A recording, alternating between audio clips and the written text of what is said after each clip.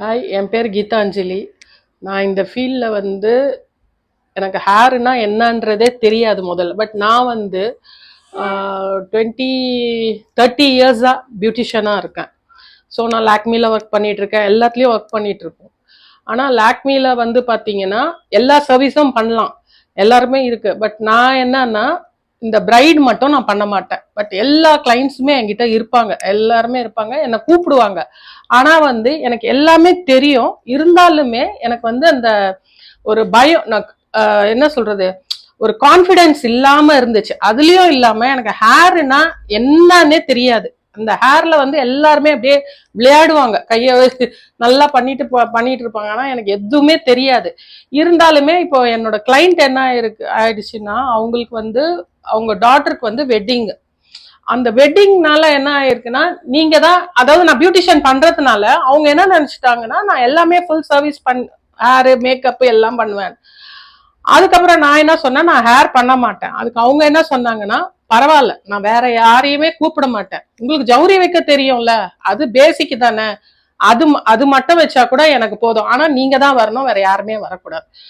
So இது என் மைண்ட்ல ஓடிட்டே இருந்துச்சு. இவ்வளோ கான்பிடென்ட்டா அவங்க இருக்கும்போது ஏன் நம்ம இருக்கக்கூடாது அந்த கான்பிடென்ட் அந்த இடத்துல? அதுக்குன்னுட்டு நான் என்ன பண்ணேன், நைட்ல உட்காந்துட்டு இப்படியே போனை நோண்டிட்டே தான் இருந்தேன். இன்ஸ்டாகிராம பார்த்துட்டு இருக்கும்போது டக்குன்னு இவரோட பேஜ் வந்தது. இவர் பேஜ் வந்தோடனே அந்த ரேஷ்மி அவங்க கிட்ட இருந்தாங்க. ஸோ நான் வேற எதையுமே யோசிக்கல. நான் என்ன பண்ணிட்டேன்னா, சரி இவங்க இந்த அளவுக்கு இவருக்கு அதுவும் ரொம்ப அமௌண்ட் ரொம்ப ரீசனபிளான அமௌண்ட். அது எல்லா இடத்துலயுமே ரொம்ப ஜாஸ்தியா கேட்பாங்க. ஆனா இது சன் டிவில இவங்க கூட இருக்காங்களே, அப்போ கண்டிப்பா ஒரு ஹேர் டூ எல்லாம் பாத்தீங்கன்னா வேற லெவல்ல இருக்கும். ஆனா நம்ம எப்படி ஒரு அப்ரோச் பண்றது அப்படி சொல்லிட்டு நான் நிறைய பேருதே என்ன பண்ணிருக்கேன்னா, மேக்கப்பா சரி டக்குன்னு இன்ட்ரெஸ்ட் அப்படின்னு போடுவேன். அவங்க போட்டோன்னே என்ன பண்ணுவாங்கன்னா, அவங்க அனுப்பிச்சிருவாங்க நம்மளுக்கு, இவ்வளோ இது ஃபீஸ் அது இதுன்னு அனுப்பிச்சிருவாங்க. நம்ம மறுபடியும் வாட்ஸ்அப் பண்ணணும் அவங்களுக்கு என்ன டைமிங்ஸ். பட் இவரோட இது என்ன எனக்கு அந்த இடத்துல கேட்சி ஆச்சுன்னா, நைட்டு மேபி ஒரு 12:30 இருக்கும்னு நினைக்கிறேன், 12 o'clock கூட இருக்கும். ஏன்னா சரி அவரு என்ன இது பண்ண மாட்டாரு அப்படின்னு நினைச்சிட்டு இருந்தேன். பார்த்தா இவர் உடனே என்ன பண்ண, மேடம் உங்ககிட்ட கால் பண்ணி பேசலாமான்னு கேட்டார். எனக்கு அந்த இடத்துலயே நான் ஆஃப் ஆயிட்டேன். சோ அவர் அவ்வளோ ஒரு இதுவா நம்மள கேட்கும் போது கண்டிப்பா அந்த இடத்துல நான் ஓப்பனா சொல்லிட்டேன். நான் இது மாதிரி எனக்கு ஒண்ணுமே தெரியாது சார் ஹேரு, நான் இத்தனை வருஷம் இந்த ஃபீல்ட்ல இருக்கேன், பட் எப்படி அப்படின்னா சார் சொன்னாரு, அப்ப மேடம் உங்க ஏஜ் என்ன ஆகுதுன்னு. நான் சொன்னேன் இந்த 54. ஓகே மேடம், அதெல்லாம் ஒன்றும் இல்லை, உங்க ஏஜ்ல கூட வந்திருக்காங்க ஆளுங்க அப்படின்னாங்க. பட் எனக்கு ஏஜ்ன்றது ஒரு இதுவே மேட்ரே கிடையாது எனக்கு. அப்ப நான் என்ன பண்ணேன், சரி ஓகே நான் கத்துக்கணும் அவ்வளவுதான் சார், எனக்கு ஒரு கோம் கூட பிடிச்சி வார தெரியாது சார் அப்படி. அதெல்லாம் ஒன்றும் இல்லை மேடம், எண்ட் ஆஃப் த டே நீங்க கண்டிப்பா எல்லாத்தையும் பண்ணிட்டு தான் நீங்க வெளியே போகும். பட் எனக்கு கான்பிடென்ட் இல்லை, சத்தியமா கான்பிடென்ட்டே இல்லை. ஏன்னா நான் என் பொண்ணுக்கே ஒரு ஹேர் டூ போட்டேன்னா போட தெரியாது எனக்கு. ஒரு கிளிப் இப்படி இப்படி பிடிச்சி ஒரு பின்ன போட்டா கூட எனக்கு சத்தியமா எனக்கு தெரியவே தெரியாது. அதெல்லாம் பண்ணிடலாம் வாங்க மேடம் அப்படின்னு. சரி அதுக்கப்புறம் தான் நான் என்ன பண்ணேன், அன்னைக்கு அப்பவே ஆன் த ஸ்பாட்டே சார் எவ்வளவு அனுப்பணும்னு, நீங்க அட்வான்ஸ் பே பண்ணுங்க, பரவாயில்ல ஒன்றும் இல்லை, நீங்க கூட பண்ணிக்கோங்க, அதை பத்தி எல்லாம் ஒன்றும் இல்லை, நீங்க ஜாயின் பண்ணிக்கோங்க. சார் உடனே அப்பவே ஆன் த ஸ்பாட்டே 2000 பண்ணிட்டேன். எந்த இடத்துல இருக்கு எங்க இருக்குன்னு கேட்டா வல்சரவாக்கும், அது உள்ளயா இதுவான்னு. இன்னொரு விஷயம் என்ன அப்படின்னா, அவர்கிட்ட இருக்கிறது இப்ப நம்மளுக்கு எல்லாருக்குமே சொல்லி கொடுக்குறாரு.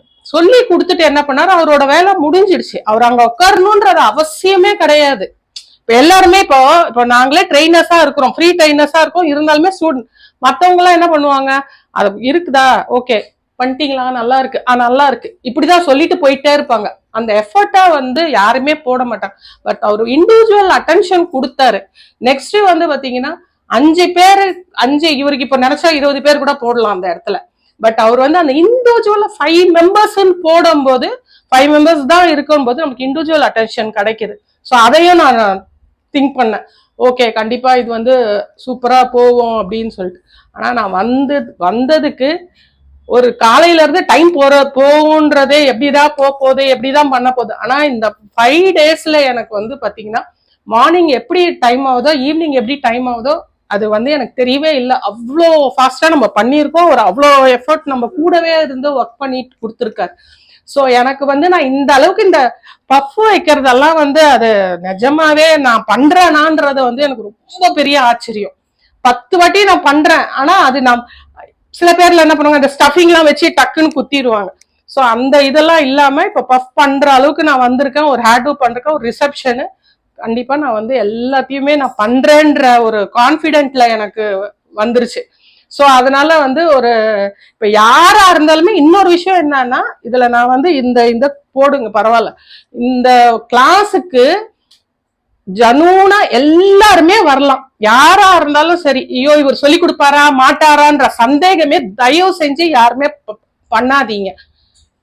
இவர் இன்ஸ்டால போட்டாலும் சரி, ஆனா இந்த கண்டிப்பா எல்லாரும் வந்து இவர்கிட்ட கத்துட்டு நல்லா போகணும்ன்றது என்னோட ஆசை. கண்டிப்பா அதே அவங்க சொன்ன மாதிரி சார், மேக்கப் கிளாஸ் கண்டிப்பா எடுக்கணும். நீங்க எடுத்தீங்கன்னா நாங்க எல்லாருமே வந்து ஜாயின் பண்ணுவோம். நாங்க கத்துக்கிட்டும் இருக்கோம், இருந்தாலுமே எங்களுக்கு சாட்டிஸ்ஃபைட் இல்லை, இருந்தாலுமே நாங்க மறுபடியும் ரீஜாயின் பண்ணுவோம். இந்த இடத்துல வந்து 100% நாங்க வந்து பண்ணுவோம். ஸோ இதே மாதிரி நியூ கிளாஸ் எதனா இருந்தாலும் அப்டேட் பண்ணுங்க, நாங்க கண்டிப்பா வந்து ஜாயின் பண்ணிக்கலாம். இல்ல அதுக்கு சொல்றதுக்கு வார்த்தையே கிடையாது. அதுவும் நான் வந்து பண்றேன்றது வந்து எனக்கே ஒரு கனவா இருக்கு, அவ்வளவுதான் சொல்ல முடியும். பட் இப்படி நான் போறேன் அப்படின்னவனே அது எனக்கு ரொம்ப சர்ப்ரைஸா, நானா அப்படின்னு நினைச்சிட்டு பிஞ்ச் பண்ணி பாத்துக்கணும், அவ்வளவுதான். ஸோ ரொம்ப ரொம்ப எக்ஸலண்டா இருந்தது. இது வந்து நான் இந்த வீடியோக்கோ இதுக்கோ நிஜமாவே சொல்ல, இதை நீங்க இது பண்ணிக்கோங்க. பட் இருந்தாலுமே வந்து 100-200% இதுக்கு வர்த்தான ஒரு இது. நெக்ஸ்ட் நீங்க ரொம்ப இண்டிவிஜுவலா கொடுத்துட்டு இருந்தீங்க, அந்த அட்டென்ஷன் வந்து இண்டிவிஜுவலா இருக்குது. அதுதான் எனக்கு பிடிச்சதே, ரொம்ப ரொம்ப பிடிச்சதே அந்த இண்டிவிஜுவல் அட்டென்ஷன் தான் எனக்கு, வேற எதுவுமே இல்லை. அதே மாதிரி நாங்க நல்லா பண்றோம் எல்லாமே.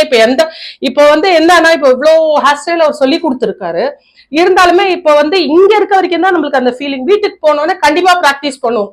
கண்டிப்பா நம்மளுக்கு இத்தனை ஃப்ரண்ட் ஹேர் டூ எல்லாம் வேரியேஷன் எத்தனை வந்திருக்குது. சோ நம்மளுக்கு எல்லாருக்குமே அது ஞாபகமும் இருக்கும், கண்டிப்பா நம்ம பண்ணுவோமோ அதை. சோ யாருமே வந்து அதை யூஸ் பண்ணாம விட்டுறாதீங்க, எல்லாருமே கண்டிப்பா யூஸ் பண்ணிக்கணும்.